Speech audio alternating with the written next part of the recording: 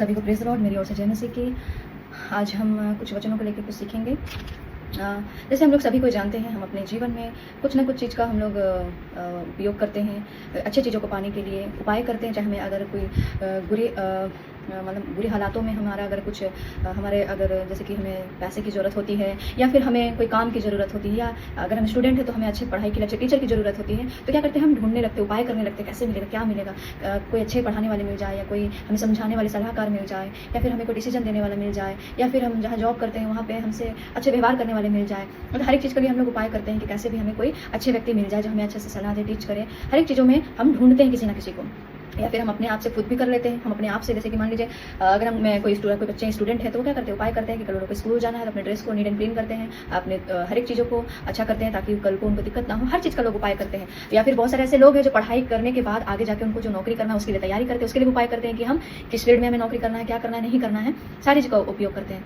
और बस एक चीज़ के लोग उपाय नहीं करते हैं, जो चीज़ वचन में कहा गया है कि हम अपने जवानी की उपाय नहीं करते, कि हम अपने जवानी को किस तरह हमें संभाल के रखना है, हमें कैसे अपने जीवन को बनाना है, अपने जवानी को हमको कैसे हमें पाप से बचा के रखना है, कैसे इस संसार में बुरी अभिलाषाएं पाई जाती है, इससे बचने के लिए हमें कोई कुछ नहीं कहता है। हम लोग क्या करते हैं, सब चीज़ों को पाने के लिए हम उपाय करते हैं, अपने पढ़ाई में अच्छे बेस्ट होने के लिए, अच्छे दोस्त बनाने के लिए, अच्छा टीचर रखने के लिए, अच्छा काम करने के लिए, या कहीं घूमने जाने के लिए भी हम लोग क्या करते हैं, उपाय करते हैं हर एक चीज़ों को। पर हम लोग सिर्फ अपने जीवन के लिए हम लोग उपाय नहीं करते। अपने जीवन का मतलब हम अपने जवानी के लिए हम उपाय नहीं करते। पर वचन में कहता है कि जवान अपनी चाल को किस उपाय से सुधरे। जी हाँ, मैं यही वचन साहब से बोलना चाहती हूँ कि वचन में कहता है कि जवान अपनी चाल को किस उपाय से शुद्ध रखें, किस उपाय से रखना है। लोग आज क्या कर रहे हैं, जैसे फिल्म इंडस्ट्री में जैसे कपड़े पहनते हैं, छोटे छोटे कपड़े जिसको हम लोग तन ढकने के लिए पहनते थे, अब वो लोग ओपन शॉप करते हैं। जो शॉप नहीं करते थे, बोलने में लोगों को लगेगा कि मैं बहुत गलत वे में बोलती हूँ, पर ये बोलने में ये नहीं लगेगा कि लोग आजकल अंडरवियर हो गया, बिकनी हो गया, ये सब पहन के क्या करते हैं, अपने शरीर को दिखाते हैं और क्या करते हैं, शो ऑफ करते हैं, दूसरों को पाप में गिराते हैं। उनको लगता है कि हम और अच्छे दिखेंगे, हम अपना बॉडी एक्सपोज करके दिखाएंगे तो हम और अच्छे लग सकते हैं। उनको ये गलत फहमी है, पर ये सही नहीं है। आपका सुंदरता कितना दिन तक रहेगा, कोई गारंटी है नहीं, गारंटी। आपकी आयु कितने दिन तक रहेगी, कोई गारंटी नहीं, गारंटी है। तो क्यों आप ऐसे अपने आप को गिराते हैं जो कि पाप के भागीदारी बनते हैं। जी हाँ, ऐसे ही वचन में लिखा है, यदि आपको देख के कोई अगर पाप में गिर जाता है या फंस जाता है या व्यभिचार में, उनके मन की अभिलाषा में वो काम करती है, तो क्या है, सबसे बड़ा पाप का कारण आप है या मैं हूँ या कोई भी, मतलब जो भी हम अगर किसी को गिराते हैं। मैं कहना चाहती हूँ, जैसे भजन संहिता 119:9 में कहता है कि जवान अपनी चाल को किस उपाय से शुद्ध रखे। तो वचन में उत्तर लिखा हुआ है, तेरे वचन के अनुसार सावधान रहने से। वचन में सावधान, पर सावधान रहते नहीं है। लोगों को अच्छे अच्छे टाइट कपड़े पहनना अच्छा लगता है, छोटे छोटे मिनी स्कर्ट पहनना अच्छा लगता है, बिकनी पहनना अच्छा लगता है, जो कि बॉडी पूरा सब बाहर आ जाता है। लड़कों को भी अच्छा लगता है देखने के लिए, तो उन लोगों को और मजा आ जाता है। पर बाइबल में ये ऐसा कहीं नहीं लिखा है कि आप अपने तन को शो ऑफ करें, अपने बॉडी को दिखाएं, एक्सपोज करें, ऐसा कहीं नहीं लिखा। अगर बाइबल में अच्छे से पढ़ेंगे तो वचन में कहा है, तुम ऐसे कपड़े पहनो जो कि मसीह को प्रसन्न हो, ऐसे अपने श्रृंगार को ऐसा करो कि जो प्रभु को पसंद आए। मतलब हमें इस तरह नहीं सजना कि लोग हमें देख के पाप में गिर जाए। इसलिए मैं कहना चाहती हूँ कि अपनी जवानी को किस तरह से आप शुद्ध रख सकते हैं, सिर्फ एक ही, ये वचन में कहता है।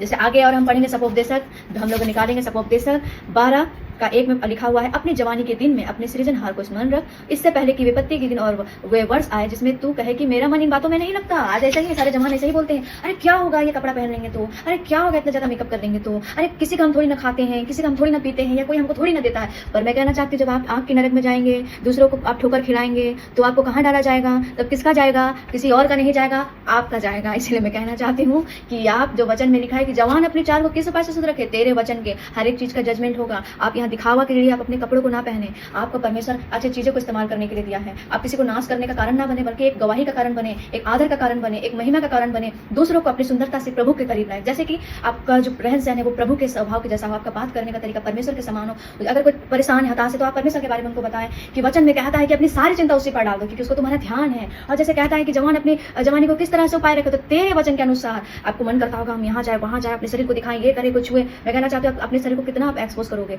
अंत में आप क्या करोगे, हार जाओगे। आपके बॉडी में दूसरों को ऐसा छूने का मौका ना दे कि लोग आज आपके कारण नाश हो, चाहे वो लड़के क्यों ना। लड़के भी आजकल ऐसे ऐसे कपड़े पहनते हैं कि कुछ कहना नहीं है। तो मैं यही कहना चाहती हूँ कि वचन में साफ साफ कहता है कि हमें सावधान रहना है अपनी जवानी को लेके, हर एक चाल चलन को लेके। चाल चलन कैसे, हमारे रवैया, हमारे बोली, हमारे उठना, हमारा बैठना, हमारा पहनना, हर एक चीजों को क्या करना, हमारा चलन है वो परमेश्वर के उपाय से शुद्ध रहना। जैसे वचन में कहता है कि उसके अनुसार हमें चलना है, उसके अनुसार हमें रहना है, जो हमें ये वचन दिया गया है उसके अनुसार अधीन रहना है। और अगर हम और सपोपदेशक 11 का में पढ़ेंगे 9 का में, तो ऐसा लिखा हुआ है, जवान अपनी जवानी के दिन में आनंद कर और अपनी जवानी के दिनों में मगन रह, अपनी मनमानी कर और अपनी आंखों के दृष्टि के अनुसार चल, परंतु यह जान रख कि यहोवा तेरा क्या करेगा, न्याय करेगा। आपको फ्रीडम है, आप सब कुछ कर सकते हैं, आप बिकनी पहन सकते हैं, अंडर पहन सकते हैं, या फिर शॉर्ट्स पहन सकते हैं, स्कर्ट पहन सकते हैं, घुटने पहनने तक क्या बोलते हैं आजकल उसको, लोग आजकल शॉर्ट्स बोल देते हैं उसको।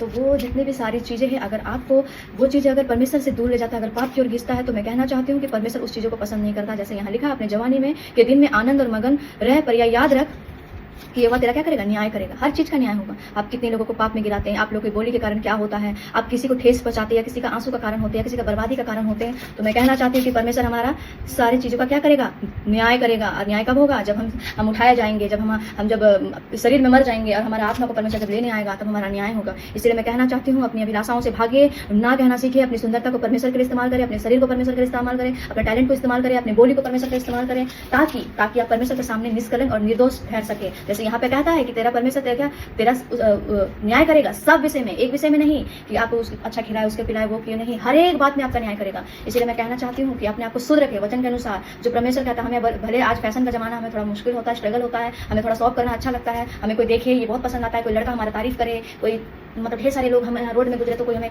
पलट के देखे, ये बहुत अच्छा लगता है। मैं भी लड़की, मुझे भी पता है, पर ये एक टाइम तक अच्छा लगता है, बाद में ये सब नाशवान हो जाता है। बाद में जब आपको बोला जाएगा कि तुम्हारे कारण ये नाश हुए, वो नाश हुए, तो आप किसी का ठोकर का कारण नहीं बनना। जैसे परमेश्वर मुझे कहता है कि ठोकर का कारण नहीं बनना है। ड्रेसअप करने से पहले परमेश्वर से पूछा, परमेश्वर मुझे क्या पहनना है, परमेश्वर क्या लगाना है। जैसे मैं भी एक लड़की हूँ, मुझे भी टेंशन होता है। जैसे आज मेरे भी चेहरे में बहुत सारे पिंपल हो गए, बार बार शैतान बोल रहा है तुम्हारे चेहरे में पिंपल हो गए। मेरे बोला शैतान चुप रहो और भाग जाओ मेरे जीवन से, क्योंकि मेरा परमेश्वर मुझे बनाने वाला है, वो मेरे शरीर का नियंत्रण करता है, ना कि तुम मेरे शरीर का नियंत्रण करोगे। क्योंकि मैंने शैतान को डांटा। इसलिए उसी तरह आपको जब बोले कि ऐसा कपड़ा पहनो, अपना बॉडी एक्सपोज करो, तन दिखाओ, वो दिखाओ, ऐसे लोग पहनते हो वैसे, तो शैतान को बोलना चुप, शैतान यहाँ से भाग मेरे जीवन से, ऐसे करके डांटना है। क्योंकि जवानी के दिन में अगर आप परमेश्वर का भय नहीं मानेंगे, अगर दूसरे का ठोकर का कारण होंगे, तो परमेश्वर हर एक चीज में आपका न्याय करेगा। और कहता है कि अपने जवानी के दिनों में अपने आप को शुद्ध रखें और वचन का उपदेश को, जो वचन हमें मिला है उसके अनुसार चले और सावधान रहें, क्योंकि संसार पूरा पाप से भरा हुआ है, इन दिनों पूरा पाप से भरा हुआ है। आज हमारे पहले विदोष जो पहले बाहर के कंट्री में ऐसा कपड़ा पहना जाता था, पर अब हमारे इंडिया में वैसे कपड़ा पूरा पहनने लगे हैं। इसलिए मैं कहना चाहती हूँ आप स्थिर रहें। अगर ये वचन से आपको बुरा लगा हो तो मैं कुछ नहीं कह सकती, परमेश्वर आपसे बात करें